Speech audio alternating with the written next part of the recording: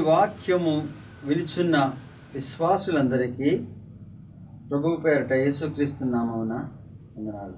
కొత్త సంవత్సరంలో దేవుడు ఎప్పుడు జరగలేని విషయాలను కూడా కొత్త క్రియతో చూపించాలని మనకి ఈ సంవత్సరం వాగ్దానం చేస్తున్నాడు. ఆ కొత్త క్రియ మన పట్ల జరగాలంటే మనము ఏ రీతి ఉండాలో గత వారం ధ్యానించుకున్నాం. ఆ కొత్త క్రియ జరిగేటప్పుడు దారి తప్పుకోకుండా ఏది దేవునికి ఇష్టమైన రీతిగా ఉంటుంది, ఏది దేవుడు మనల్ని ఆ నీతిలో నడిపిస్తాడనేది మనం ఈరోజు ధ్యానించుకుందాం. అంటే దేవునితో ఉంటూ దేవుని క్రియలకు ఎదురు చూస్తూ దేవుని ఒక్కొక్కసారి వేడుకునే వాళ్ళు ఉంటారు, దూషించే వాళ్ళు కూడా ఉంటారు. ఆయా సమస్యలను బట్టి దేవునితో పోరాడతాం, దేవునితో రాజ్యం ఆడతాం, లేకపోతే ఇది చేయమని కోరతాం. ఒక్కొక్కసారి మరి దేవునితో యుద్ధమే చేద్దాం అన్నంత రీతిగా మాట్లాడతాం, లేకపోతే దేవుడు మాకు ఏమి ఇచ్చాడని కూడా సంభాషిస్తూ ఉంటాం. ఇవన్నీ కూడా నీకు జరగబోయే కార్యములో ఏ రీతిగా రూపం దాల్స్తాయో మనము ఈరోజు ధ్యానించుకుంటాం. న్యాయాధిపతుల గ్రంథము 15వ అధ్యాయము 18వ వచనంలో మనం చూస్తే, నీవు నీ సేవకుని చేతి వలన ఈ గొప్ప రక్షణను దయచేసిన తరువాత నేనిప్పుడు దప్పిచేతను చచ్చి సున్నతి పొందిన వారి చేతిలోకి పడవలనా అని వేడుకొనగా. సంసోను దేవుని అడుగుతున్నాడు. ఎక్కడ ఫిలిష్తీయుల్ని 1000 మందిని కూడా ఒక గాడిద పచ్చి దవడతో చంపేసి తర్వాత దాహం వేసినప్పుడు దేవునితో చేస్తున్న సంభాషణ ఏమంటున్నాడు? నీవు నీ సేవకుని చేతి వలన గొప్ప రక్షణను దయచేసిన తరువాత, అంటే దేవుడు దయచేసిన క్రియను గురించి చెప్తున్నాడు. నీ సేవకుని చేత ఈ రక్షణ దయచేసిన తర్వాత దేవుడు సంసోను పట్ల ఆ యొక్క కార్యాన్ని నెరవేర్చినప్పుడు సంసోను చేతులు ఏముంది? ఒక పచ్చి గాడిద దవడ. ఒక దవడ ముక్కను పట్టుకొని 1000 మందిని చంపగలిగిన శక్తిమంతుడా? అది సాధ్యమా? దేవుని కృప నడిపింపు ఉన్నప్పుడు సాధ్యమే. సంసోను బలవంతుడే. సంసోను జీవిత న్యాయాధిపతులు గ్రంథము 15వ అధ్యాయం నుంచి చూస్తే ఇశ్రాయేలీలు దేవుని దృష్టికి ఎన్నో భయంకరమైన కార్యాలు చేసినప్పుడు దేవుని ఉగ్రత గురై 40 సంవత్సరాలు కూడా ఫిలిస్తీన్ల చేతిలో పట్టబడ్డారు. ఫిలిస్తీన్ల అధికారంలో మధ్య పరిస్థితి వచ్చింది. అయితే అంతవరకే దేవుని ఉగ్రత ఉందా అంటే అక్కడ మనోహనే దేవుని యొక్క విశ్వాసాన్ని బట్టి వారి భార్యకు దేవదూతతో ప్రత్యక్షమై, నీకు ఒక కుమారుని కంటావు, అతను ఇశ్రాయేలుకి న్యాయాధిపతిగా ఉంటాడు, అయితే అతన్ని నాజీరును అవలంబించి పెంచాలి. అంటే దానికి ప్రత్యేకమైన లక్షణం నాజీరుగా అంటే నీ వెంట్రుకలు కత్తిరించడం దగ్గర నుంచి పెంచినప్పుడు అతను న్యాయాధిపతిగా, అంటే ఇప్పుడు ఫిలిస్తీన్ల అధికారంలో ఉన్నారు. ఇశ్రాయేలుకి రక్షణ కానీ దేవుని యొక్క కృప నడిపించేవాడు కావాలి. అటువంటి అప్పుడు ఒక వ్యక్తిని లేవనెత్తాడు దేవుడు. ఎవరిని? సంసోనుని. సంసోనికి మొదటి నుంచి పెంచినప్పుడు నాయక క్రియలు చేసేవాడుగా మీకు కాపుదలను ఇచ్చేవాడుగా ఉంచుతాను కాబట్టి ఆ రీతిగా పెంచమన్నాడు. పెంచారు. పెంచుతున్నాను. సైతాను అనేక రీతిగా శోధించడం అనేది సహజమే దేవుని బిడ్డల పట్ల. ఎందుకంటే దేవుని యందు విశ్వాసాన్ని కోల్పోవడానికి అనేక రీతిలుగా శోధించే సైతాను సంసోను విషయంలో కూడా చేస్తూ వస్తుంది. అయితే సంసోను వివాహం చేసుకున్నాడు. అంటే ఎవరు చేసుకున్నాడు? మళ్ళీ ఫిలిస్తీన్ల కుమార్తెనే చేసుకున్నాడు. ఎంత దేవుడు ప్రణాళిక చొప్పున ఫిలిస్తీన్ల ఆధిపత్యం వీళ్ళు ఉన్నారు, వాళ్ళ నుంచి రక్షణ పొందాలనుకుని ఇశ్రాయేలీయులకి సంసోను ఇస్తే సంసోను బుద్ధి ఏమైపోయింది? ఫిలిస్తీన్ల కుమార్తెని చేసుకుంటా అన్నాడు. దాంట్లో కొంత అటు ఇటు జరిగిన చేసుకున్నాడు.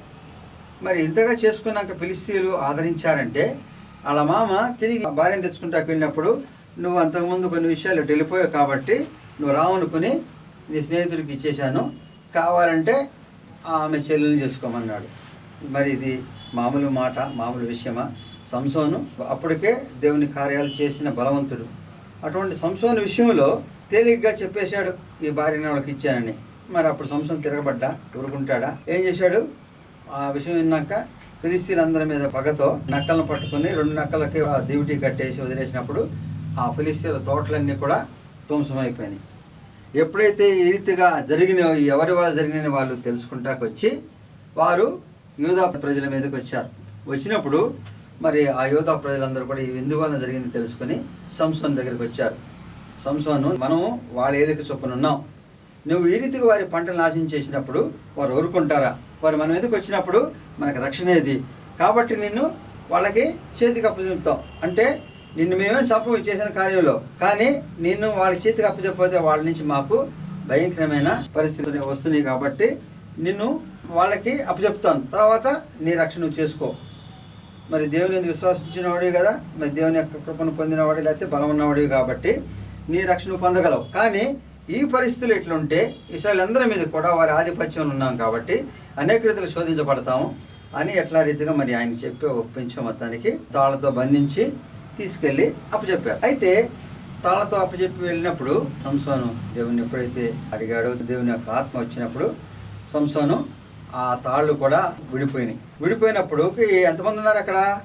దగ్గర 10,000 మంది ఫిలిష్తీయులు ఉన్నారు. ఎందుకని? సంసోను యొక్క బలం తెలుసు. సంసోను దేవుని యందు ఉన్నాడు కాబట్టి అనేక గొప్ప క్రియలు వాళ్ళు ఎరిగిన వారే. ఇశ్రాయేలే ఇతను బంధించి ఇచ్చారు. అయితే క్షేమంగా తీసుకువెళ్తామా అనే భయం ఉండి వారు 10,000 మంది వచ్చారు.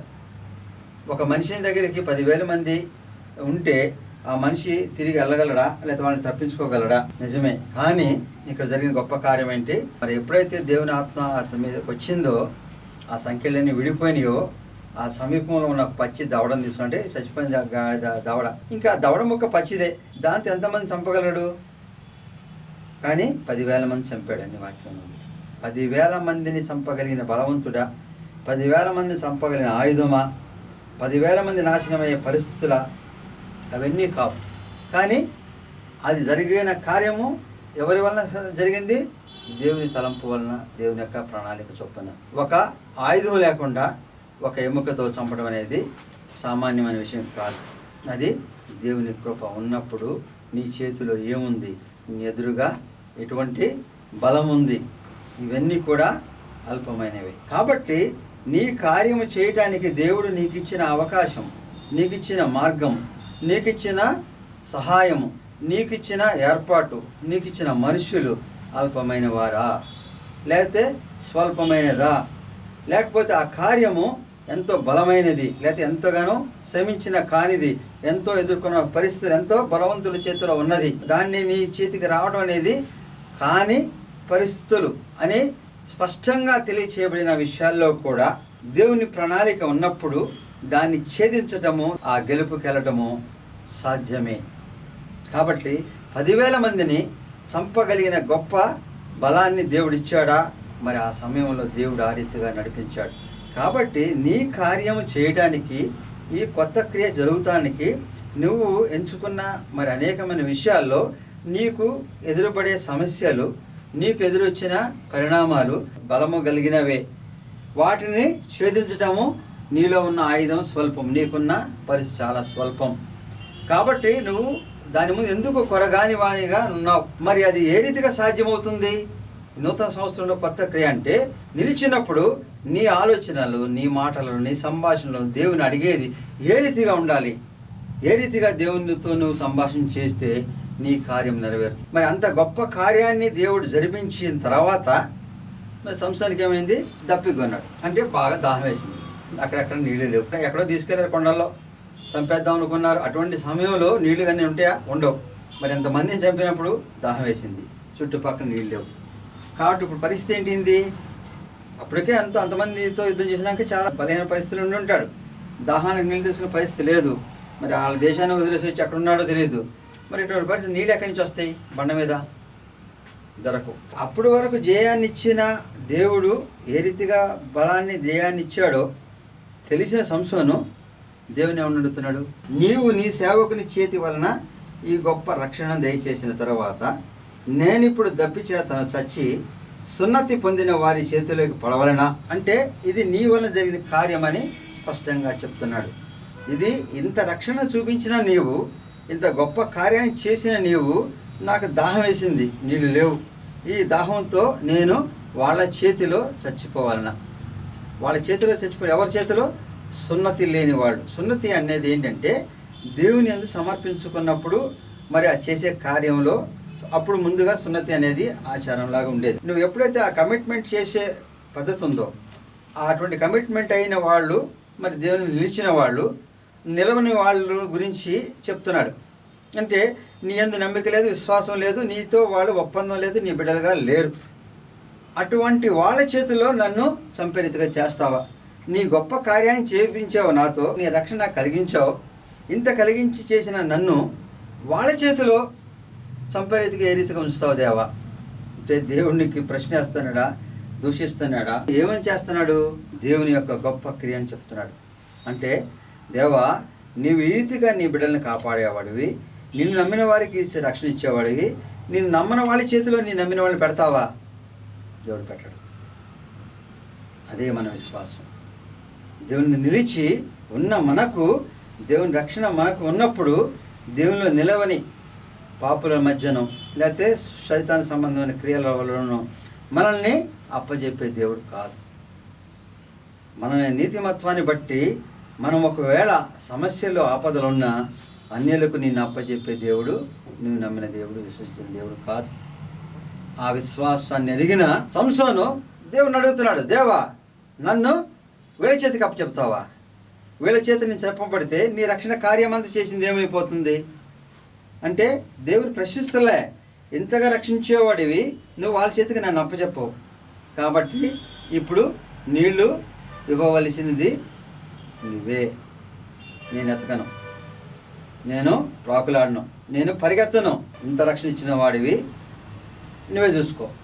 అట్లా సమస్తమును సమర్పణ చేసి దేవుని అడిగిన సంసోనికి అక్కడే ఒక గోతి తవ్వితే నీళ్లు ఉబికి వచ్చినాయి. అతడు త్రాగిన తరువాత ప్రాణము తెప్పరిల్లి బ్రతికను, కాబట్టి దాని పేరు నేటి వరకు ఎన్హా కోరే అనబడేను. లేహీలో ఉన్నది. మరి అటువంటి దాంట్లో ఊటను రప్పించి మరి సమృద్ధిగా దాహాన్ని తీర్చడమే కాదు, మరి ఏ సంస్థ ఏదైతే అడిగాడో, దేవా నీ రక్షణ చూసిన బిడ్డలను, నువ్వు రక్షించుకునే బిడ్డలను అన్యుల చేతికి అప్పగించొద్దని. కాబట్టి దేవుని నమ్మికించిన బిడ్డలకు దేవుడు అన్యులకు నిన్ను అప్పచెప్పడు.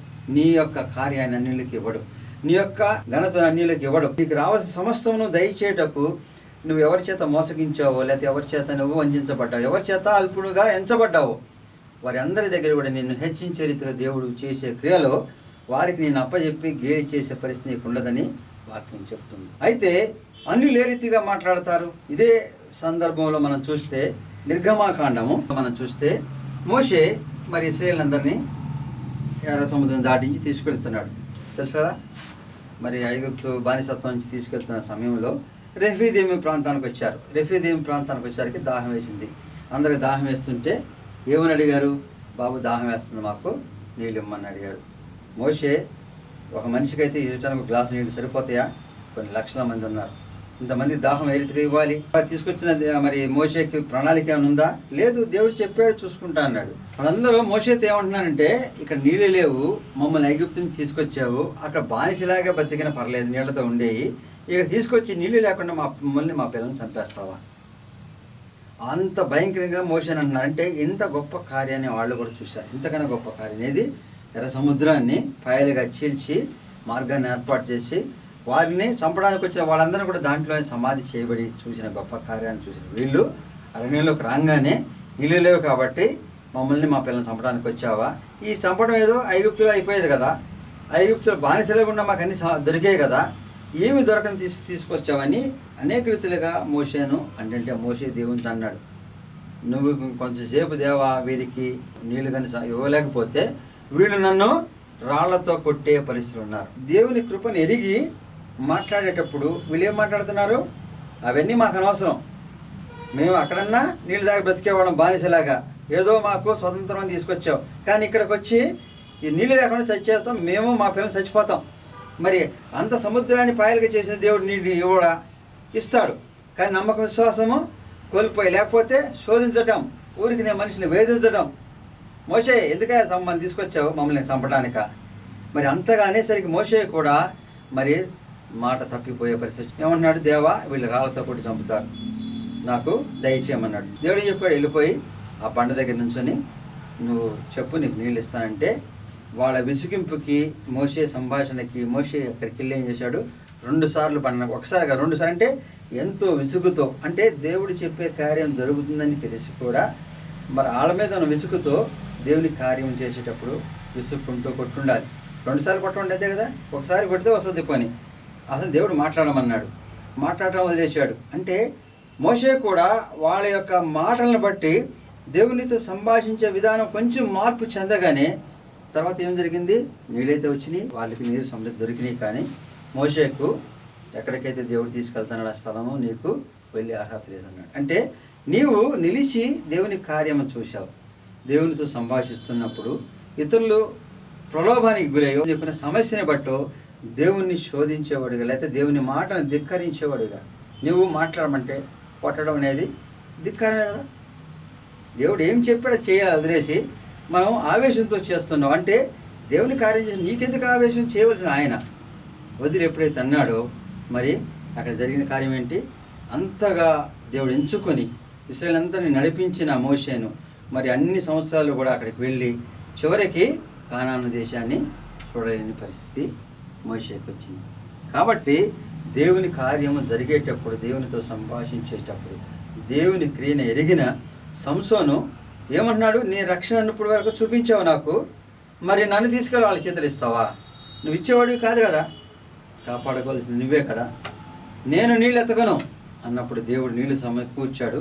ఇక్కడ వీళ్ళకి నీళ్ళు ఇవ్వకపోతే వీళ్ళని చంపేస్తారన్నప్పుడు నువ్వు ఆ విసుగుదల, ఆ యొక్క ధిక్కారమైన మాటలు లేకపోతే అటువంటి సంభాషణ వాళ్ళు చేసిన రీతిగా నువ్వు చేస్తూ దేవుని యందు నిలిచినప్పుడు దేవుడు నీకు ఇచ్చే కృపను తగ్గించబడింది. మరి అదే దావీదు విషయంలో మనం చూస్తే గొలియాతు మహాబలవంతుడు, అటువంటి గొలియాతు సవాల్ చేశాడు, ఒక్కడైనా నన్ను చంపగలిగితే యుద్ధం వద్దని. ఆ యుద్ధానికి దావీదుని తీసుకెళ్ళినప్పుడు అందరూ అంటారు, నువ్వు బాలుడివి, యుద్ధ నైపుణ్యం లేనివాడివి, వాడు మహా పరాక్రమశాలి, బలవంతుడు, ఆజానుబాహుడు, వాడు ఎంతమంది చంపగలిగిన వాడితో నువ్వేం చేస్తావు? యుద్ధమే తెలియదు నీకు. అయితే దావీదు తెలిసిందేంటి? ఏమన్నాడు అక్కడ? సమూయేలు మొదటి గ్రంథము 17వ అధ్యాయం 26వ వచనం చూస్తే, జీవము గల దేవుని సైన్యమును తిరస్కరించుటకు సున్నతి లేని ఈ ఫిలిష్తీయుడు ఎంతటి వాడు. ఆ మాటలనే దావీదు యొక్క విశ్వాసం ఎంతగానో స్పష్టంగా తెలియదు. సున్నతి లేని వ్యక్తి, దేవుడి ఎంత ఎరగని వ్యక్తి, దేవుని నిలవని వ్యక్తి, ఈ వ్యక్తి జీవం గల దేవుని సైన్యాన్ని ఎదిరించగలడా? జీవం గల దేవుని ఎదిరించగలడా? జీవం గల దేవుని కార్యాన్ని ఆపగలడా? దేవుని కార్యము జరిపించేటప్పుడు మరి అతనుకున్న శక్తి సామర్థ్యాలు ఎందుకు కొరకావు? కాబట్టి నీ కార్యము, నీ పనులు, లేకపోతే నువ్వు తలంచినవి, నీ కుటుంబంలో జరగవలసినవి, నీ యొక్క భవిష్యత్ ప్రణాళికలు వెళ్ళవలసినవి, నిన్ను అనేక రీతిలో ఆటంకపరిచినవి ఇప్పుడు నీ ముందు దేవుడు ఉంచుతున్నాడు. జీవము గల దేవుడు నిన్ను బలహీనపరిచేవాడు కాదు. దావీదు ఏ విశ్వాసం తెలియడు? జీవము గల దేవుణ్ణి ఎదిరించగలిగిన వాడు కాదు. వీడి బలము ఎంత మాత్రమో కొరకానిదే నా దేవుని ముందు. కాబట్టి ఆ చేతిలో ఉన్న చిన్న రాయితో సహా ఎంతో బలమైన ఆయుధాల కన్నా బలము గలదిగా పనిచేసింది. కాబట్టి నీ చేతిలో ఉన్న స్వల్పమైన అనుకునే పరిస్థితులు, అవకాశాలు, నీకున్న సహాయం స్వల్పమైనదే, దాన్ని బలపరిచేవాడు దేవుడు. నీ మార్గము చాలా చిన్నదే, పెద్దగా చేసే దేవుడు. నీ ముందున్న బలమైన శత్రువు, బలమైన కార్యము, బలముగా నిన్ను ఇప్పటి వరకు నిరోధించినది, కానీ ఈరోజు నీ ముందు ఎందుకు కొరకానిదిగా తప్పించి 10,000 మందిని పచ్చి దవడతో మరి ఏ రీతిగా సంసోను జయించాడో, ఆ జయించిన తర్వాత దాహాన్ని కూడా ఈరోజు కూడా మనం చూడగలిగిన జలనిధిని మనం దేవుడు ఏర్పాటు చేసిన సంఘటన మనం చూస్తే, మన పట్ల దేవుడు చేయవలసిన కార్యానికి ఆటంకం లేదు, లోపల ఎవరు ఏర్పరచలేదు. సున్నతి లేని వాళ్ళు, అంటే దేవుని నమ్మిక విశ్వసించలేని వాళ్ళు చేసే క్రియలకు మనము చింతించవలసిన అవసరం లేదు. మనకు వచ్చే సమస్య సమస్తమును పరిష్కరించుకునే రీతిగా దేవుడు నిన్ను నడిపిస్తాడు. అయితే నీ విశ్వాసాన్ని సడలకూడదు, నీ యొక్క తలంపులు సడలకూడదు, నీ యొక్క మాట తప్పు దొరలకూడదు. ఏదైతే సంసోను అన్నాడో నీ బిడ్డలు నేను అప్పచెప్తామని, ఏదైతే దావీదు చెప్పాడో జీవం గల దేవుడు నాకుంటే నువ్వెంతని, మరి ఇశ్రాయేలీయులు మమ్మల్ని ఇక్కడ చంపేస్తారని దూషణతో మోషేని కూడా మరి దేవుని ఉగ్రతకు గురే పరిస్థితి వచ్చింది. కాబట్టి దేవుని సన్నిధిలో మనం చేసే విన్నపము, ప్రార్థన మరి ఎంతగానో దేవుణ్ణి మన కృపను పొందే రీతిగా ఉండాలి. కానీ అతిశయంతోనో, అహంకారంతోనో, మూర్ఖత్వంతోనో, లేకపోతే పోరాటంతోనో నేను ఎంతగా దీవించబడినాను నన్ను ఇంకా ముందు తీసుకెళ్ళడానికి కాదు. సమస్తమును నీ రక్షణ చూపించావు నాకు, ఇది కూడా చూపించు దేవా. చూపించడానికి నీ దేవుడు సిద్ధంగా ఉన్నాడు. ఈ రోజు నుంచి నీ కార్యాన్ని దేవుని అడిగి నువ్వు ముందుకు వెళుతుంటే దేవుడు సమస్తమును నీకు సాధ్యమైన రీతిగా చేసి నీ చేత ఆయన మహిమను పరిచే దేవుడు మనకున్నాడు కాబట్టి ఆ క్రియలు మనము ఆయన ద్వారా పొంది మన జీవితానికి ముందుకి సాఫల్యం చేసుకునే రీతిగా ఉండాలని కోరుతున్నాను. సర్వశక్తి మిక్కిలి కనికరముల తండ్రి, మహోన్నతుడైన రక్షకుందనాలు తండ్రి. మా యొక్క బలహీనమైన సమయంలో బలవంతంగా చేసే దేవుడు నీవు ఉన్నావు తండ్రి. నీ యందు నిలిచి నీ యొక్క కృపతో మేము చేస్తున్న కార్యాలలో, మేము తలంచిన విషయాల్లో, మా కుటుంబంలో జరుగుతున్న పరిణామాల్లో తండ్రి, మేము ఏమి చేయాలని ఎంతగానో చింతించినప్పుడు, రోధించినప్పుడు, వేధించుతున్న పరిస్థితులను బట్టి మమ్మల్ని బలపరిచే దేవుడు నీవు ఉన్నావు అనే వాక్యాన్ని సెలవిచ్చావు. అయితే నీ సన్నిధిలో మేము ఏ రీతిగా ఉండాలో దాన్ని బట్టి మాత్రమే మా క్రియలు ఉంటాయి. కాబట్టి మేము బలవంతులమా బలహీనమా కాదు, నీ యందు విశ్వసించి నీ కృపకై ఎదురు చూసి నిన్నుపైన ఆధారపడేవాళ్ళం. సమస్తమును జరిగించే గొప్ప దేవుడు నీవు ఉన్నావు. సంసోను చేసిన ప్రార్థన మాకు అందరి దయచేయం తండ్రి. మరి ఈ రక్షణ కార్యమును చూపించిన నీవు ఆ యొక్క దాహాన్ని తీర్చేవాడు నీవే కదా. కాబట్టి సమస్తమును దేవుడు ఏర్పాటు చేశాడు. ఆ విశ్వాసంతో మా కార్యములను సమస్తం నడిపించేవాడు నీవున్నావని, మా యొక్క కార్యాలన్నీ నీ చేత జరిపించే రీతిగా మా యొక్క ప్రార్థనలు, మా యొక్క నడవడి, మా యొక్క ఆలోచనలు, మా యొక్క సమస్తమ సమర్పణాన్ని సందర్భంగా నడిపించమని క్రీస్తు వారి పేరు పెట్టుకుంటున్నాం తండ్రి. ఆమెన్.